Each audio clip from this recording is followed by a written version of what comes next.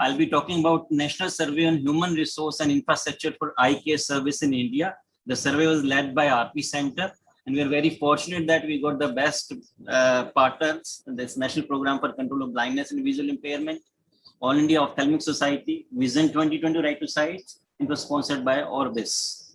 As a background, when Vision 2020 Right to Sight India was launched in 2004, there we targeted that by 2020, we should have 25,000 ophthalmologists in country and around 48,000 hospital-based paramedics who are supporting in those ophthalmology hospitals. And beside this, as for infrastructure, we plan for around 2,200 service center training centers at a secondary level and above. And the aim of this current study to assess the current status of human resource and infrastructure in our country, India. And for this, the objective or cap is to obtain an estimate of number of eye care institutes, services, along with the ophthalmologists and optometrists available in India, plus linking this database to India Vision Atlas, which was developed by RP Center for NPC, and which is a public web portal with easy access for patient as well as for the policy makers. For this, we were expecting a list of institute, but there was no such list available. So what we decided that we got the database from AIS, that was ophthalmologist was data, and also database from NIC district portals, from Ayushman Bharat directories, from website of various hospitals, and ultimately developed the detailed list of all eye care institute in India. A team of 30 staff members from Community Ophthalmology RP Center were. Luckily, we used that Corona time that all the staff are available for this work, and each staff was given responsibility for 1 or 2 states, and they were allotted state based on their knowledge about the local language, etc. And in the first phase, what we did is the entire list which we got, we collected information from secondary and tertiary level eye care facilities. The condition was that at least full-time or part-time ophthalmology should be available in this center. And we use this online questionnaire portal using www.surveymonkey.com. And using this portal, we requested all the institute to fill this questionnaire either through email or through WhatsApp or through direct interviews. After the first phase, we had virtual meeting with all the state program officers of different states and UTs in India and with their DPOs. Luckily, this virtual team program is so good that we saved a lot of time. And there was full involvement of principal consultant from NPCB and VI for this program. The respective state coordinators from RP Center, they coordinated with each and every institute. They ensured the data cleaning and validation. We also submitted the data back to the institute for confirmation whether it is right or wrong. As a result, I'm sharing that out of total 9,440 institutes listed, we are able to contact 8,790 eye care institute. And among them, 7,901, 90% people, they submitted their data. This is such a huge, good, positive response. Against a target of 2,200 institute, we were able to say that in India, there are around 7,901 institutes who are providing second level services through their ophthalmologists. If you see the ownership, the private sector is probably the highest number. It is 70.6% is there. After that, it is public sector 15.6% and NGOs 13.8%. Type of services, it is operation theater facilities are available in 87%. We got emergency, eye bank, refractive surgery, and low vision service details. And as for the subspecialty, it is mainly the cataract and glaucoma, but there are squint, VR, keratoplasty, oculoplasty, and neuro-ophthalmic services are also available. We developed 5 indicators after discussion with the Ministry, AIOS, and Vision 2020. These indicators were eye institute population ratio, ophthalmologist population ratio, optometrist or ophthalmic assistant per institute ratio, and also indicated like pediatric eye institute population ratio and pediatric ophthalmologist population ratio. These indicators were developed for entire country, India, for every state, and in fact, every district. Recently, WHO eye care situation analysis tool was filled by us, and we use this survey data for purpose of filling this. These are like eye institute population ratio. You can see we have a color coding indicator for each state. In India, we have 1 institute per 1,64,536 population. This is ophthalmologist population ratio. 1 ophthalmologist per 65 to 1 population against a target of 1 per 50,000 population. So 20,944 ophthalmologists reported for this thing, and color coding is showing which state has the maximum. It's the Maharashtra, Telangana, Haryana, Uttarakhand, and Delhi has the maximum number of ophthalmologists. Optometrists or ophthalmic assistant per institute. This ratio is 2.26 per institute. Total 17,856 optometrists or ophthalmic assistant were reported. Again, pediatric institute, similar indicator. In fact, we can develop hundreds of such indicators. Pediatric ophthalmologist population ratio, all these are there. The second component was it should be accessible to everyone. So we link this with India Vision Atlas, .aims.education.edu. So this Vision Atlas was developed by RP Center. It was initially used for National Blindness Survey, Blindness and Visual Impairment Survey, and now we have it for this data also. Every week we can see all the data, etc. in this Vision Atlas. Even the district-wise details can be seen, and even every patient, every person can look filter this each and every institute's district ownership facilities through this thing and go into this thing. This is something special that everyone can use. They can download. They can see the services available in every district in the country. And it is linked with Google also, so anyone can go through Google to the respective institute. To summarize this Vision Atlas, the Vision Atlas is planned with a dynamic database that every time it can be periodically updated if the institute are sending their information data to us. Vision Atlas provide information up to district level planning and infrastructure needs, and in fact, all policy makers and planners can use it for their respective districts. Even the layperson can use it for accessibility of the services available in their district. To summarize, the reported ophthalmologists are 20,944.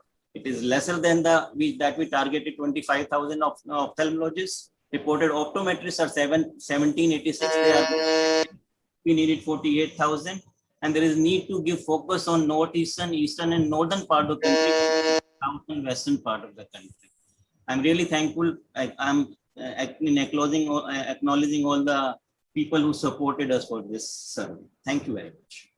Thank you, Professor Vasisht. I just give a feedback. 6 minutes is very less time for such topics.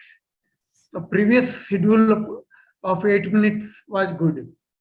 Anyhow, good morning, Dr. Sethi. Good morning, Dr. Goyal. So I think it's a very comprehensive, well-intentioned presentation to know what is happening at the ground level. And it also goes to show that a lot can be done if we bring in the private sector into community ophthalmology.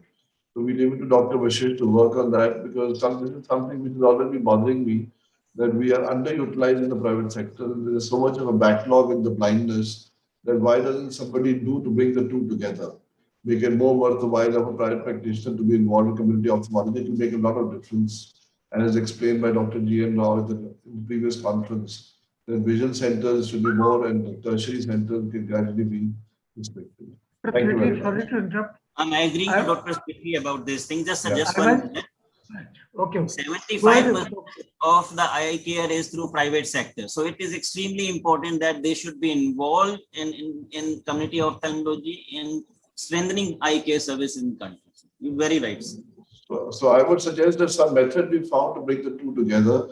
One of the things you were there in the Vision 2020 program was that all AIOS members should be co-opted as members of Vision 2020 and vice versa at a very nominal charge, so that you could have thousands of ophthalmologists, not voting members, but non-voting members who could put their inputs and take Vision 2020 to much higher level than what it is today. I'll try to give this message to Vision 2020 right to say yes. Yes, Dr. Goyal. Yes. You were saying something? No, sir. Who's the next speaker now, Dr. Dr. Praveen, I wanted to ask you one question.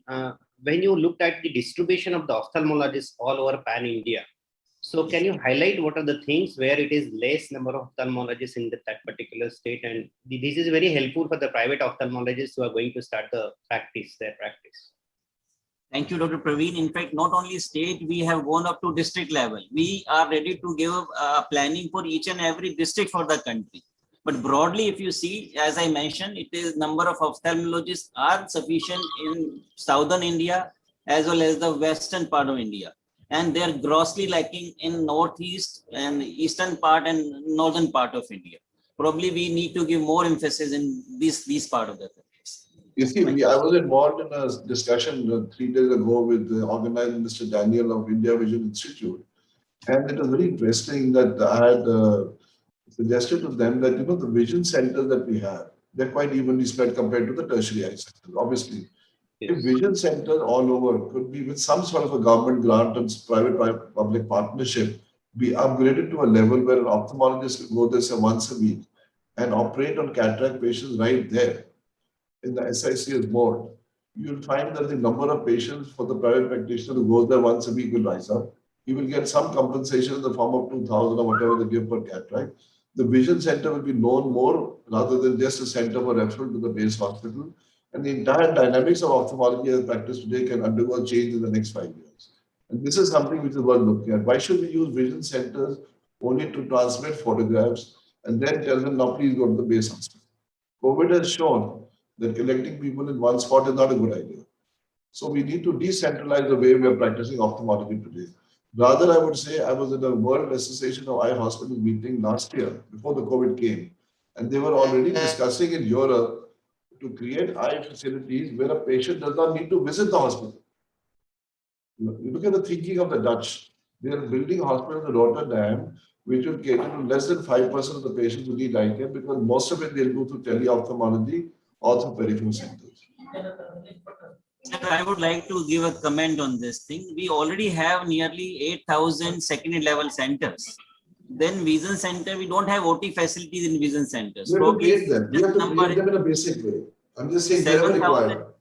7,009 number is such a huge number against a target of 2,200 that we have the sufficient facilities available. We need to increase the number of surgeries in these centers. Right? But have you noticed one thing very interesting, that RP center has been shut for OPD services for quite some time. And it has made no impact on the incidence of blindness. What does that show? It shows that the country can function without an RP center for a particular period of time. I'm not trying to put down RP center. What I'm trying to say is that today ophthalmology is so well developed in metros that you are able to take over the workload of other hospitals without understanding. Like GNEC has been shut for so many months. Shroff Charity Eye Hospital reported an increase of 80% in those 3 months of services where patients shifted from GNEC to Shroff Charity. It's interesting to see that COVID has brought out so many parameters that you can actually do. If you actually shut down a hospital, people are forced to find alternate ways, and those alternate ways sometimes work. So we are looking forward to see the impact of COVID on blindness. We have the pre-COVID data. And in fact, if we can try post-COVID also, we can see the impact because the total number of cataract surgeries reduced to nearly 50% at the national level, 65 lakh to 35 lakhs due to COVID in 2020. Thank you, sir. That's an interesting figure to see. Well, not only COVID, cataract, which is an elective surgery. I was talking to the chief of Vedanta, the Medicity. Their cardiac surgeries during COVID has dropped by 90%. Now the question is cardiac surgery an emergency surgery or elective surgery? It's a very interesting phenomenon. Non-COVID hospitals are having no occupancy. They are facing financial disasters. They are for sale. Patients are not coming to hospitals. Yet you find that a lot of thought needs to go into it. That does the patient need the hospital or does the hospital need the patient? Which stage are we in?